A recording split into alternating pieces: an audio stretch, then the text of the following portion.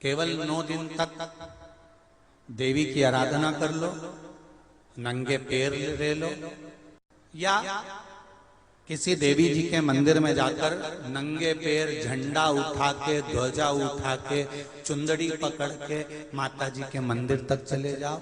क्या केवल नवरात्रे का मतलब यही है? या फिर कहीं गरबा हो रहा हो तो गरबे में चले जाओ? क्या नवरात्रि का मतलब केवल यही है? या घर में जोत लगा लो, नवरात्रि का मतलब यही है? अगर नवरात्रि का मतलब जानना है तो आपके मन में एक विचार आना चाहिए कि ये नवरात्रि केवल घट स्थापना के लिए नहीं होती है, ये नवरात्रि हमारे भीतर एक नारी के सम्मान के लिए प्रकट होती है कि नारी का सम्मान कैसे। शिव मंदिर में जाइए, पहले दिन 9 फूल कमल के हों, जो मिल जाए, परंतु एक जैसे फूल होना चाहिए। ये नहीं कि आज तुमने गुलाब का चढ़ाया, कल कमल का चढ़ा दिया, परसों गेंदा का चढ़ा दिया, नरसों चमेली का चढ़ा दिया, फिर रात रानी का चढ़ा दिया। ऐसे फूल ना चढ़ाए, एक जैसे फूल 9 दिवस तक।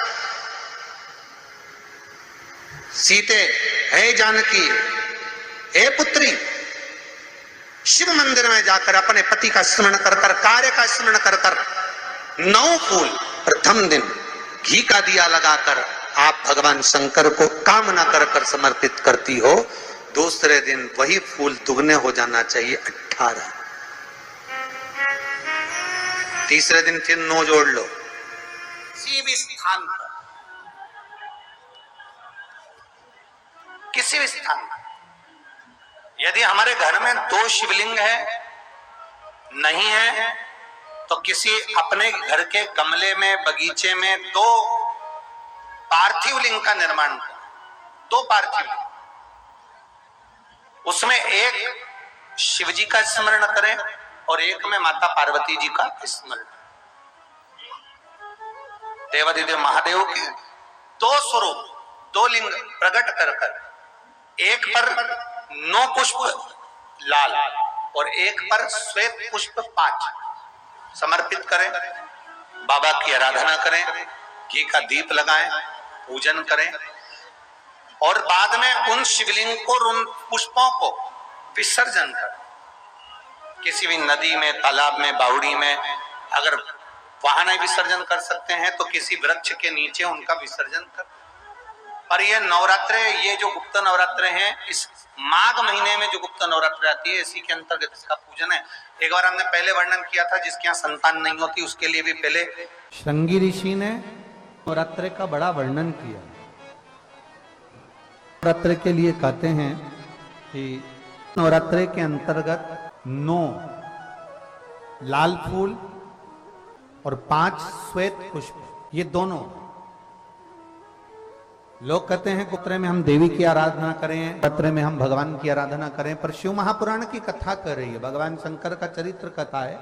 अगर आपने देवी भागवत का स्मरण किया हो या भगवान शिव की एक पवित्र आनंदमय कथा स्कंद पुराण के काशी खंड में अगर सुनी हो या उसमें भी नहीं पढ़ पाए हो, तो श्रृंगी ऋषि के चरित्र में आता है। श्रृंगी बाबा ने वर्णन किया है कि किसी भी स्थान पर, किसी भी स्थान पर यदि हमारे घर में 2 शिवलिंग है, नहीं है, तो किसी अपने घर के गमले में, बगीचे में 2 पार्थिव लिंग का निर्माण करें। 2 पार्थिव लिंग, उसमें एक शिव जी का स्मरण करें और एक में माता पार्वती जी का स्मरण। देवाधिदेव महादेव के 2 स्वरूप, 2 लिंग प्रकट कर कर, एक पर 9 पुष्प लाल और एक पर श्वेत पुष्प 5 समर्पित करें। बाबा की आराधना करें, घी का दीप लगाएं, पूजन करें और बाद में उन शिवलिंग को, उन पुष्पों को विसर्जन करें। किसी भी नदी में, तालाब में, बावड़ी में, अगर वहां नहीं विसर्जन कर सकते हैं तो किसी वृक्ष के नीचे उनका विसर्जन कर दे। पर ये नवरात्रे आती है, इसी के अंतर्गत इसका पूजन है। एक बार हमने पहले वर्णन किया था, जिसके यहाँ संतान नहीं होती उसके लिए भी पहले जो आषाढ़ के महीने में जो गुप्त नवरात्र आते हैं उसका स्मरण कराया था। नवरात्रे में भी देवी की आराधना का एक स्मरण का सुख है महाराज। ज्योत का विधान है, नवरात्रे में देवी की ज्योत लगती है, अखंड ज्योति लगती है, जवारे बुआए जाते हैं, कलश लगता है। ज्योत का भी विधान है। जिसके यहाँ दिया अखंड जलाया जाता है, अगर वो दिए की लो, दिए की बाती अगर दक्षिण दिशा की होती है तो उसके घर में साल भर में एक घात जरूर होती है। जो दिया अखंड जलता है उसकी बाती का मुख दक्षिण का नहीं होना चाहिए। अगर आपने देवी भागवत का स्मरण कराओ, देवी भागवत को अगर सुना हो, तो देवी भागवत में स्पष्ट किया गया कि पूर्व की ओर मुख करा हुआ दिया, अर्थात पूर्व की ओर ज्योत जो जलाई जाती है वो संपदा की वृद्धि करती है। पश्चिम की ओर मुख कर कर जो ज्योत लगाई जाती है महाराज, वो वैभव को देती है। और उत्तर की ओर जो मुख कर कर ज्योत जलाई जाती है, उत्तर की ओर जो ज्योत का मुख रहता है वो आयु की वृद्धि करती है, घर में अकाल मौत को रोकती है। दक्षिण की ओर ज्योत ना लगाएं। अगर आपको लगाना है पूरब की लगाएं, पश्चिम की लगाएं या उत्तर की लगाएं। और जितने दिन महारानी जगदम्बा जगतधात्री दुर्गा भवानी चैत्र नवरात्रे में, शरदीय नवरात्रे में, आषाढ़ी नवरात्रे में, आदिक पौष नवरात्रे में हम जगत जननी जगदम्बा की जब स्थापना करते हैं, या हम नूतन घर का प्रवेश करते हैं, या गणेश जी की स्थापना करते हैं, या कोई दुकान को प्रवेश करते हैं, या कोई शुभ कार्य करने के लिए अग्रण्य होते हैं, तो हम कलश की स्थापना क्यों करते? कलश के अंदर आखिर ऐसा क्या विराजमान है कि 33 कोटि देवता उस कलश के अंदर आकर बैठ जाते हैं? आप कोई यज्ञ करने जा रहे हो, आप कोई पोथी पुराण करने जा रहे हो, आप कोई अच्छा कार्य करने जा रहे हो, तो ब्राह्मण देवता कह देते कलश की स्थापना होगी, कलश की शोभा यात्रा निकलेगी, कलश यात्रा निकलेगी, कलश विराजमान होगा।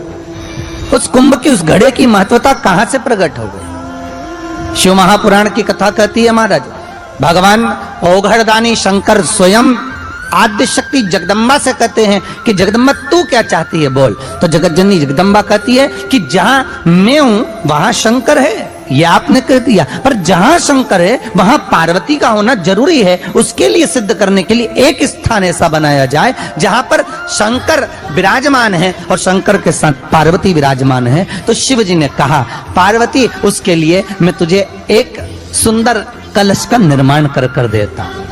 अष्टमी के दिन कन्याओं का भोजन कराओ या नवमी के दिन कन्याओं का भोजन कराओ। पर देवी भागवत तो कहती है, देवी भागवत तो वर्णन करती है कि पहले नवरात्रे से लेकर नौमी तिथि तक जितने दिन देवी के होते हैं, प्रत्येक दिन में आप किसी भी दिन कन्याओं का भोजन करा सकते हो, पहली रात्रि से लेकर, पहला दिन से लेकर। पर 9वें दिन तो सवेरे पूजन करके, यज्ञ करके, अनुष्ठान करके देवी को विसर्जन कर दिया। फिर नवरात्रि पूर्ण कैसे हुई? नवरात्रि की पूर्णता होती है अमावस्या की रात से गिनी जाती है। कौन से दिन से गिनते हैं? अमावस्या की रात्रि, फिर एकम की रात्रि, फिर दूज की रात्रि, ऐसे गिनते गिनते अष्टमी की रात्रि तक और नौमी के दिन सुबह तक या दोपहर तक या शाम तक, जब तक आप यज्ञ ना करें तब तक ये 9 रात्रियां पूर्ण गिनी जाती है महाराज देवी भागवत के हिसाब से पूर्णता। अब हमने कन्या भोजन का जो क्रम बनाया, अष्टमी के दिन करा देंगे, नौमी के दिन करा देंगे, इस तिथि को करा देंगे, पर भाव देखिए, शास्त्र कहता है भूखे को भोजन जब कराइए जब उसको भूख लगी हो, और ऐसों को कराइए जिसको जरूरत पड़ रही है।